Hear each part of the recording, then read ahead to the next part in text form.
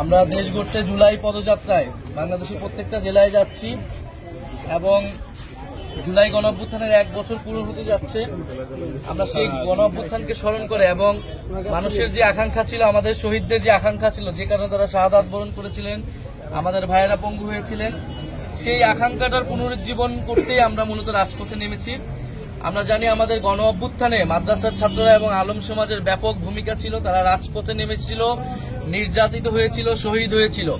এবং শুধু এই গণ অভ্যুত্থান নয়, আওয়ামী আমলের আওয়ামী জাহালিয়াতের বিগত 15-16 বছরেই আলেম সমাজ নির্যাতিত হয়েছে। আমরা শাপলা হত্যাকাণ্ড দেখেছি, মোদী বিরোধী আন্দোলনের সময় দেখেছি, মাদ্রাসা স্টুডেন্টের উপর বারবার নির্যাতন নেমে এসেছে, বিভিন্ন মাদ্রাসা বন্ধ করে দেওয়ার চেষ্টা করা হয়েছে, ইসলামের উপর আঘাত নেমে এসেছিল।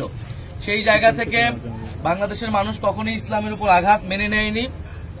বাংলাদেশ একটি মুসলিম প্রধান দেশ এবং আমরা আলেম সমাজ, মাদ্রাসার ছাত্র তাদেরকে নিয়ে কাজ করতে চাই। জাতীয় নাগরিক পার্টি আমরা চাই যে বাংলাদেশ একটি ইনসাফ ভিত্তিক, একটি বৈষম্যহীন বাংলাদেশ হবে, সকল ধর্ম মত সব মিলেমিশে সম্প্রীতির একটি বাংলাদেশ হবে।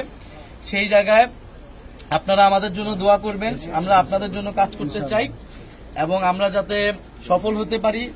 আমাদের ভাইয়েরা বোনেরা যে কারণে শহীদ হয়েছেন, তাদের শাহাদাত যাতে সফল হয় এবং আল্লাহ যাতে তাদেরকে কবুল করে, আমাদেরকে কবুল করে, সেই দোয়া করবেন।